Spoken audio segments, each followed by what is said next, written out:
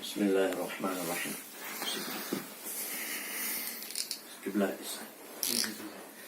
Okay, you know, we are going through the tafsir and Surah Baqarah. The verse that we are covering right now is وَاتَّبَعُوا مَا تَتْلُو الشَّيَاطِينُ عَلَى مُلْكِ سُلَيْمَانَ. So the topic came up about the magic. And the magic here, which I'm not talking about the magic that are on the street, that people does the tricks. They're not even magic, they're tricks. I'm talking about the proper magic.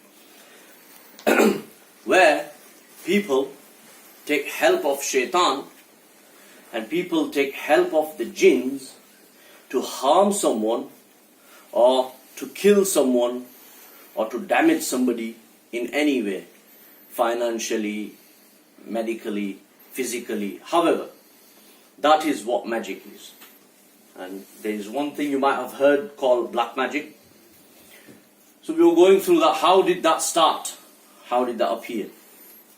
At the time of Sulaiman alayhi salatu wasalam, Allah subhanahu wa ta'ala decided to test some of the people, some of his servants. So Allah subhanahu wa ta'ala sent two angels, Harut and Marut.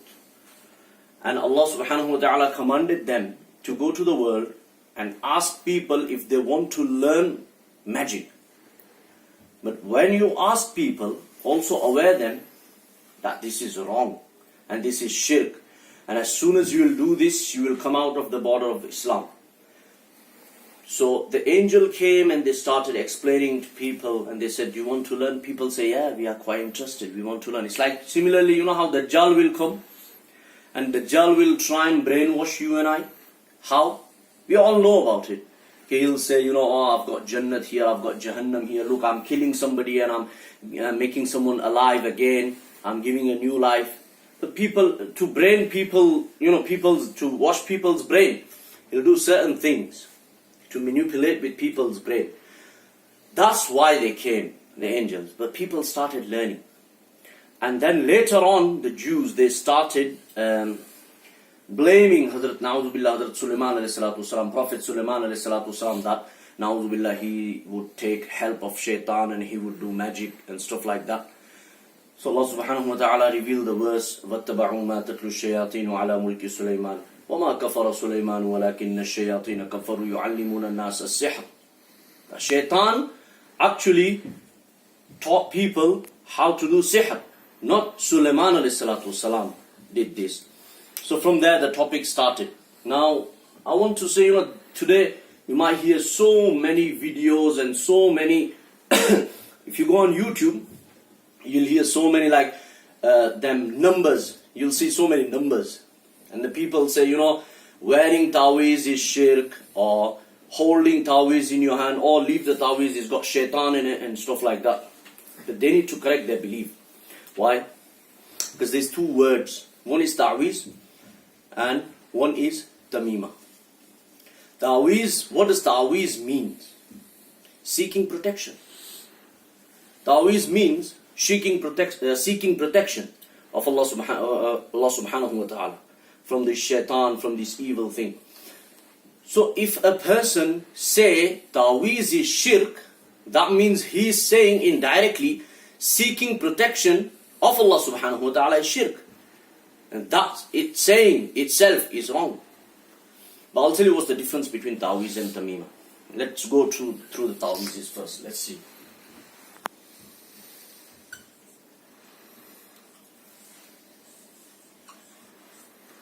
What's this, Mama? Allahu Samad. Right? Everybody know this word? Allahu Samad. Now there's something called Huruf Abjad. How many of you heard about Huruf Abjad? Not many. Ajab, aapne to suna hai. Huruf Abjad is something where you can derive every single letter has got a number, a specific number. So like example, a box. This, you might see this box a lot on internet, and they say wearing this kind of Taweez is shirk. Let's just see the box. In this box, how many times I can be able to write Allahu Samad? Look at the word, how big it is. How many times can I be able to fit this? 4 times. Oh, you're still quiet. No. How many times? No. No, right? You can't fit this in. Now let's see this one. I derived a number from this, and I total the number, and that number becomes 231 in total. Alif has got a separate number, Lam has got a separate number, Lam has got a separate number, Ha has got a number, all these. So when I derive this number from Allahu Samad, it becomes Huruf Abjad. That means, according to me, my intention is, I derive that specific number from this name of Allah, right? So it should have the same power. Because my intention of deriving that number is from Allah Samad. So the same power, that name in writing, in words, it contains the same power as number, right? It's like, example, you write it down on a checkbook, 3,000, like 3,500 in words, but you write in figure as well. They're both same or different? Same. Now check this out. I'm dividing this into 4 because there's 4 boxes, 4 box, 4 box, 4 box, 4, all the way 4 boxes, right? 50, 51, 52, 53, 54, 55, 56, 57, 58, 59, 60, 61. I'm going to miss one number here. Why? Because that's odd. That's not even. That's odd number. You'll understand why I'm missing one number. 63, 64, 65, 66. Now let's do the mathematics. Who's very good at accounting? Are you? Anybody? Are you good at accounting? Mathematics? Anybody? Okay. 50 plus 64. Take the calculator out. 100. No, you'll need calculator out. 114. 114 plus 60. 174. 174 plus 57. 231. What is it? 200. So what does that mean? Allahu Samad. Now let's start second line. 61 plus 56. 117. Plus 51. Come on, I'm not very good at mathematics. 168. 168 plus 63. 231. Come on, you know the last figure. I know the mathematics already of this. I've already calculated this. Third line, same. Fourth line, same. Let's count from here. 51 plus 61. 111. 111 plus 55. 166. 166 plus 65. 231. 231. Similarly, 231, 231, 231, 231. How many times did I write Allahu Samad so far? In this box, how many times did you count? 8 times. 8 times. 4, 1, 2, 3, 4. 1, 2, 3, 4. 8 times I wrote Allahu Samad here. Now let's check this out. 57 plus 51. 108. Plus 58. I'm going cross now. 164. Plus 65. 231, right? Similarly count from this way. 50 plus 56. 106 plus 66. 172. Plus 59. 230. 231. Wherever you count this from, you will get the number 231. So now, from any angle, you count this, you'll get 231. Right? Now let's come back to the topic, whether is it allowed to wear this on your neck or not. Right? I'll tell you one hadith. Prophet ﷺ says in Abu Dawud Sharif, this hadith is in, and the chapter of Taweez. Chapter of Taweez. You'll find it. Any book. In English version, you look English version, any version, you'll find it. Prophet ﷺ would make Taweez and give it to his grandkids to wear. what would he give? What was in them taweez? A dua. أعوذ بكلمات الله التامة من كل عين لامة من كل شيطان هامة ومن كل عين لامة. That's the dua that Prophet ﷺ would give. Now, if I want to take the number out from that dua, right, and write it down in the form of this, can I be able to do it or not? Because it's a permissible numerology. You need to understand the method of numerology. Numerology has got two sides. Like for example, if I say, Ya Allah, help. Is that shirk? That's no shirk, right? But if I say, Ya and a person's name, anybody, that can be anybody. That can be anybody. That can be prophet or anybody. If I say that, will that become shirk or not? Of course that will become shirk, right? But you need to gain help from Allah. So anyhow you gain help from Allah is permissible. Wearing the Taweez itself is permissible. There's one word that comes in hadith where people manipulate the things saying shirk. Which Taweez is that? That's not Taweez, that's Tamima. What's Tamima? I'll tell you. I'm wearing a ring. Right? Now this could be my wedding ring, or this could be, I'm just wearing it for the sake of wearing it. But if I start believing that this ring is my fortune and it will change my luck, this ring is fortune and this will change my luck, I am doing shirk. I am doing shirk. When I will wear that, either form, number or word, I can't believe this will help me. Automatically, I will say, Allah will help me through this dua. Automatically it will be in my mind because it's Allah's name. It's Allah's name. That's one thing.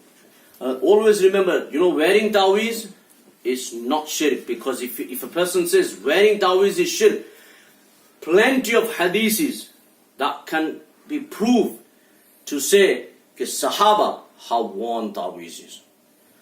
There's one hadith in Muwatta Imam Malik, where Imam Malik quoted this hadith from his teacher Nafi, and he quoted this hadith from his teacher, who's Sahabi, Abdullah ibn Umar radiyallahu ta'ala. What is he saying? He's saying, I would prepare water for bath for Abdullah ibn Umar, my Sheikh Abdullah ibn Umar, my teacher Abdullah ibn Umar, my master. He used to be the slave of Hazrat Abdullah ibn Umar. So he would say, I would prepare the bath water, and each time he would sit down for bath and I would give him water, I could see on his neck a Taweez. A Taweez. So wearing Taweez is not a problem. It's not a shirk. Depend what's inside the Taweez. That's shirk. That you don't know. Even in that number, we've derived the number from here, right? You can derive a number using wrong things. Like I said to you, numerology can be good and bad. So depend who you go to. If you go to someone who you can trust, who's 5-time namazi, who don't lie, and whose earnings are halal, and who don't deceive people, and who don't charge big money, like people nowadays charging money, right? And big amount of money for this. I'm not going to go into the discussion whether the charging money is halal or haram, or that's between them and Allah. But charging money on the base of lie is definitely haram. If a person comes to you or comes to me and say, I've got some problem, how would I diagnose that person? Some people say, taking mother's name along with the person's name is shirk. Why? Because taking mother's name is the identification of jinn. And I say that's wrong. That is wrong. Whoever claims that they've got jinn, I don't think their claim is true. I don't think a person can even, it's not that easy to capture a jinn anyway. So if whoever say, I've got a jinn and I get help from a jinn, that's wrong. That is completely against the Sharia. You cannot get the help from jinn. So what do they do when they take mother's name? I'll tell you. Let's just say a person called Zaid. Zaid. Now, he was born before that his father left. He don't know his father. Or his mother actually don't know who his father is. She was in a Jahiliyyah time. She been with a couple of people, few people, and she don't know whose son he is. Right? If we take the name of father, can we get the correct identification of that person if that person don't know his father? Let's just say a husband and wife, where the wife done cheating on husband and she delivered a baby from somewhere else. Are we allowed to find out who the actual father is? Or it's just between her and Allah? Let's keep that between her and Allah. So let's not ask the person's father's name. When you make dua with the mother's name. Simple. That's the answer. It's got nothing to do with jinns. And a person say, a Zaid, mother name, so Min Hawa. Now, I can put father's name here. Let's just say Imran. I can put father's name. But we're not definitely sure that Imran is the father of Zayd. Possibility. There is a possibility. Even 0.0001% of the possibility that the father could be someone else. Right?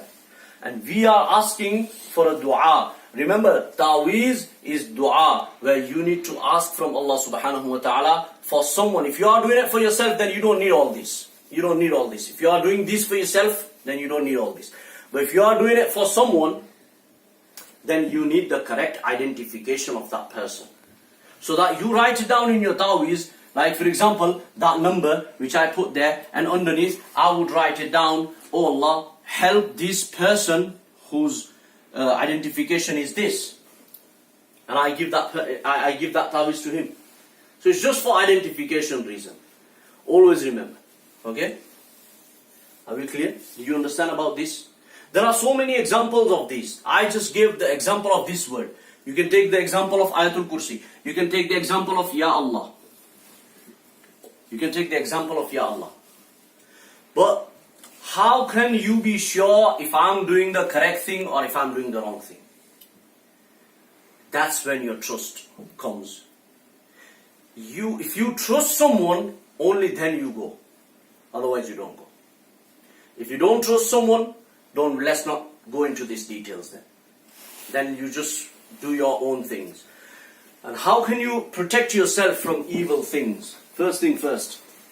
After every salah, read Ayatul Kursi 3 times. First thing. Then 33 times Subhanallah. 33 times Alhamdulillah. And 34 times Allahu Akbar. That's another thing. 10 times Surah Ikhlas. Qul huwallahu surah. That we just read now. If you do these things continuously, every day, and the last 3 verses, every morning and evening, last 3 verses of Surah Baqarah, Ayatul Kursi, Surah Fatiha, all these things, if you read properly, you will not get possessed by jinn or magic. I can assure you that. It's when our iman gets weaker, that's when. Another thing, I just remembered about Taweez. Taweez is a form of wasila. It's the form of wasila. When you make your dua, you say to Allah, oh Allah, help me for the sake of your beloved Prophet sallallahu alaihi wasallam. No, we say this in our dua. We do say this. Oh Allah, we say, oh Allah, help us for the sake of your Sahaba. Sahaba of Prophet sallallahu alaihi wasallam. Oh Allah, help us for the sake of your wali or your friends. We say this in our dua. So similarly, when I'm wearing a Taweez, I would say, oh Allah, help me for the sake of your kalam, which I'm wearing. Oh Allah, help me for the sake of your kalam that I'm wearing. What's wrong in that? Hazrat Umar radiallahu ta'ala, an old lady came, a very old lady, and she was crying. She came to Hazrat Umar radiallahu ta'ala and said, I dropped my oil bottle on the floor. I dropped my oil bottle on the floor. Hazrat Umar radiallahu ta'ala said to someone, said, give her another bottle of oil. It's fine. She dropped it. That was accident. And that lady said, you're going to give me another bottle from Baytul Mal, from the Mal of people, and what you're going to answer to Allah subhanahu wa ta'ala for the new bottle and for the bottle that I dropped? That's gone waste. I want my own bottle. If you are a true justice in your khilafat, I want my own oil. I don't want anybody else's oil. And I don't want another oil, because who's going to answer on the day of judgment in front of Allah subhanahu wa ta'ala for the new bottle and for the bottle that I dropped? Hazrat Umar radiallahu ta'ala, he took a pen and a paper, he wrote something, and he put that, he rolled it, and he gave it to that lady, and said, wherever you drop your oil, put that paper there. She did that, and the oil came out. All of a sudden, from that place, oil came out, and she poured it back into bottle. Some people ask, he says, what did you do? What did you write in that? You know what Hazrat Umar replied? He says, I didn't write any Quranic ayat there. I didn't write anything, any dua there. All I wrote is, O Zameen, O Earth, give this lady her oil, because this oil is not from haram earning. This oil is from Ummah, the money of Ummah. Please give her her oil back, otherwise I will not bury any pious person in you. I will not bury any pious person in you. And that oil came out. One more incident. Hazrat Umar radiallahu ta'ala, there was some people came, they mattered, they conquered Egypt. When they conquered Egypt, there was one darya, there was one river. And that river used to flow every year when they used to slaughter some small girl.